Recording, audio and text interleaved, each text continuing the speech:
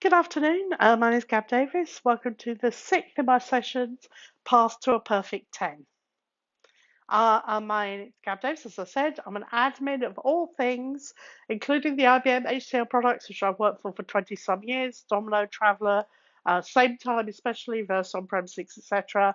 I like doing system design, I like integrating things, and I do a lot of security work as well. So what we've covered so far is looking at the are we ready piece of upgrading, which is looking at our existing environment and making sure that everything is in good, healthy state prior to us doing an upgrade. So in session 5, I covered performance problems to look at in Domino. This is session 6, and we're going to look at Sametime, iNotes, First on Premises, and Traveller. So are we ready? For Sametime, you're not going to have the option to upgrade in place. HCL have already said Sametime version 10 will be 64-bit only versus the previous versions, which were all 32-bit. So we're going to talk about that in a second. I know it's first on premises and Traveller, as far as we know, should be upgradable in place, but we don't have documentation yet. Many of you may not have deployed Verse on premises and may still be using iNotes. Both use HTTP, but differently. But HTTP performance is still a critical measurement for us in our environment, whether we're planning to stay with iNotes or deploy Verse on premises. Also, as you plan to upgrade Traveller, this is a good time to look at your database performance. And if you're still using the local Derby databases, consider moving to DB2 or SQL in advance of the upgrade, because that's going to give you more wiggle room and some risk management during the upgrade process. So let's start with Sametime. As I said, Sametime version 10 is going to be a 64-bit install. In theory, you could simply uninstall the Sametime community server, uninstall the Domino server, and then reinstall them both again as 64-bit. Nothing else, no other Sametime elements are going to change with version 10. So your meeting server, your system console, all of that is going to stay the same. It's just the community server which will be available as 64-bit instead. However, if you have deployed the system console, when you go ahead and uninstall the community server, the system console will see that and will list the community server as unregistered uninstalled. So you will then have to create a new deployment plan and deploy again. It shouldn't be a huge job. We simply don't know as yet, but it really should not be a large job to do, but it's something you're going to have to plan for. When you do uninstall, things like VP user info that contains all your buddy list information and stconfig, which contains your config information, that can still be left in place. So when you install the 64-bit version, it can carry on using those databases. A Sametime community server by itself can support 20,000 concurrent connections. Put a multiplexer in front of it, and we're now at 100,000 connections. So you should be aware, based on the number of users you have, you're coming anywhere near the limits of concurrent connections on the Sametime environment. So we tend to find Sametime performance issues fall into two categories. If they're happening, you're going to already be aware of them. One is LDAP performance, and LDAP manages not just authentication, but the population of our buddy lists and misconfigured load balancers. So one of the issues we have with LDAP performance is heavily nested groups.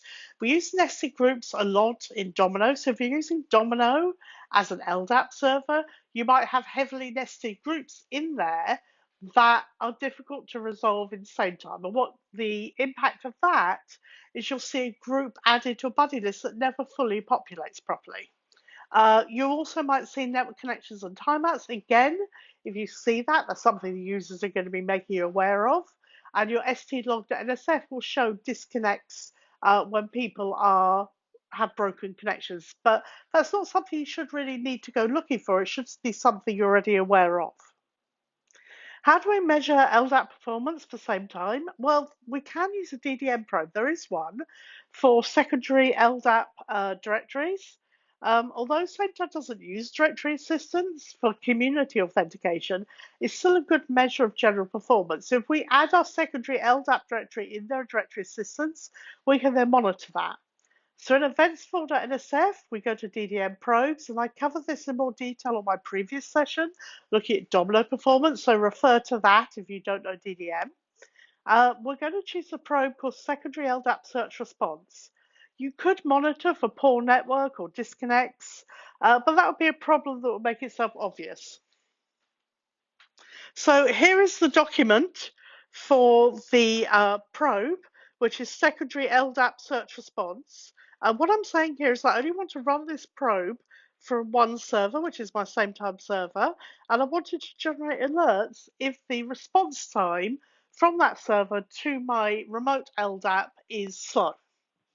So that's one thing that you might want to look at in your Sametime environment if you think there may be an issue. Moving on to iNotes first on premises and upgrading.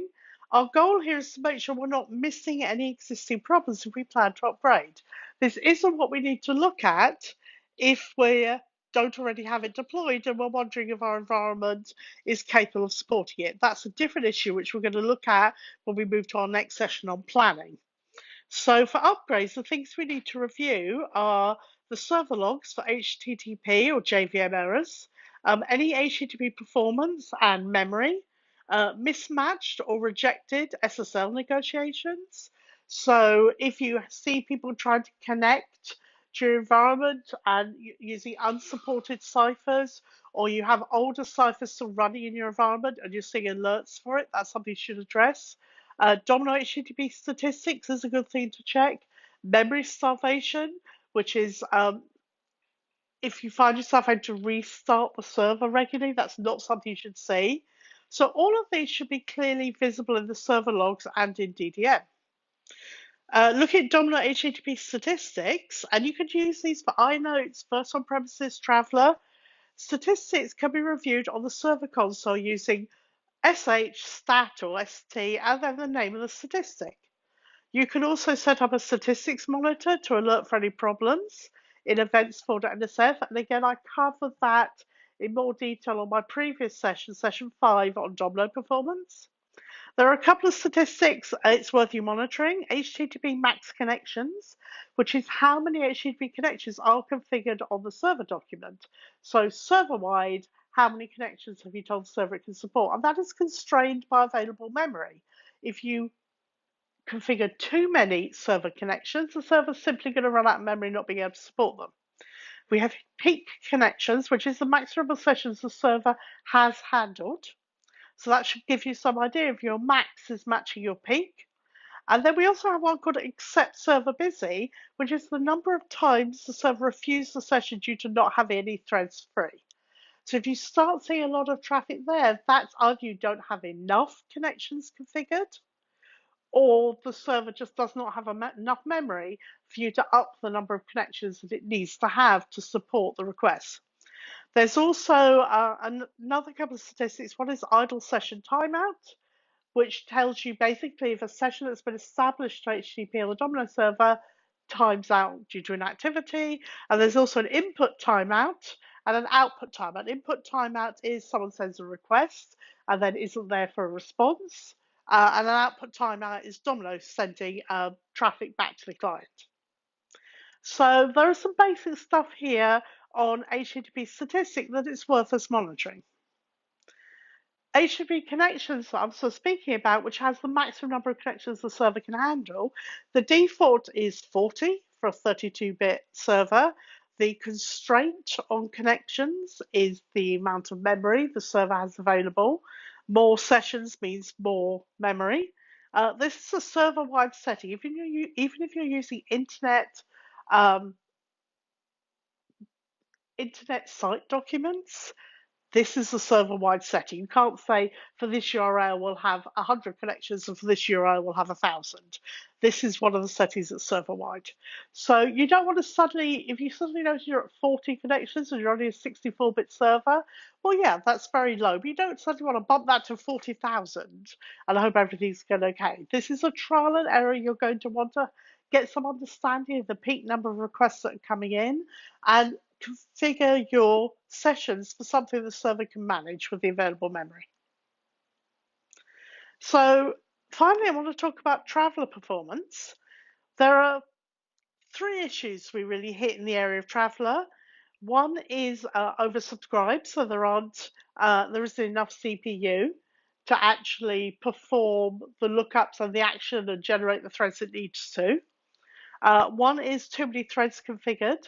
So you've actually told Traveler to configure the number of threads you think you need for your users. There's actually not enough memory on the server to support that many threads.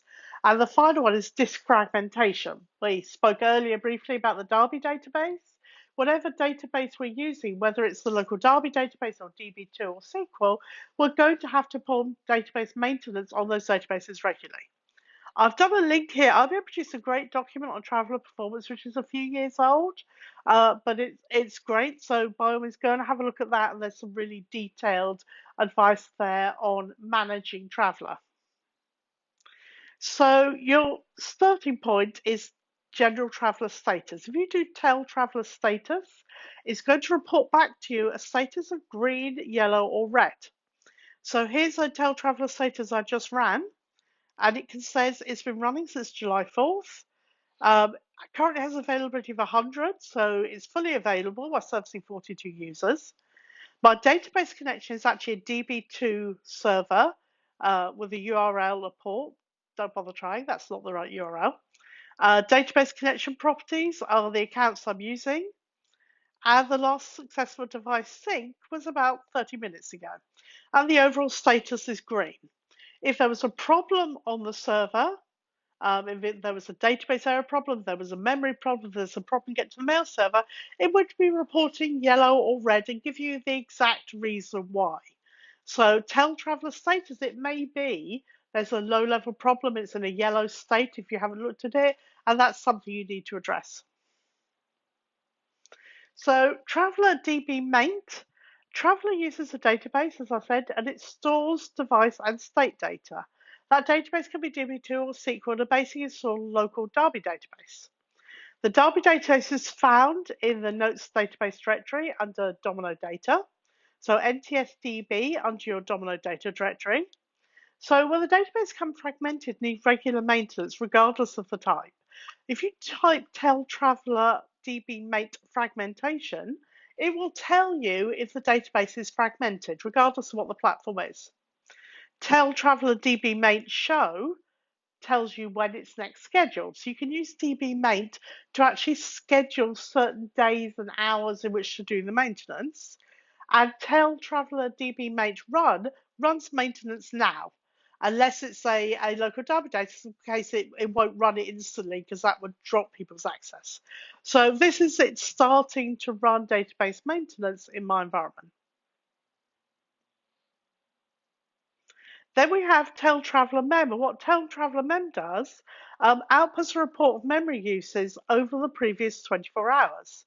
So I've cut this down quite a bit, but we've got a percentage of CPU, the percentage of Java memory, the percentage of C memory, the available index over the previous 24 hours, the number of users, the number of errors, and the number of DB2 connections. So this is also a summary. It's telling me how much memory is available, how much memory I'm consuming. So this is a good kind of maintenance performance check to make sure that you're not having memory issues and you have plenty of memory to service the users you need. So that's a whistle-stop tour on checking our health and performance of Sametime, iNotes, First on Premises and Traveller. All of those things, a lot of them come down to HTTP performance and HTTP health and HTTP configuration. At this point, you should be aware of any performance issues that need resolving before you upgrade. You should also be able to start fixing those issues or at minimum document as existing prior to the upgrade. If you're hitting memory errors, if you're hitting memory limits, then you've got plenty of time to address that increased memory before the upgrade arrives. You should be considering how you will deploy Sametime 64-bit in your current environment. As I said, community server only, none of the other elements. It will work with the other elements, but only the community server is going to require updating. You should be considering deploying DB2 or SQL to support Traveller if you have database maintenance concerns.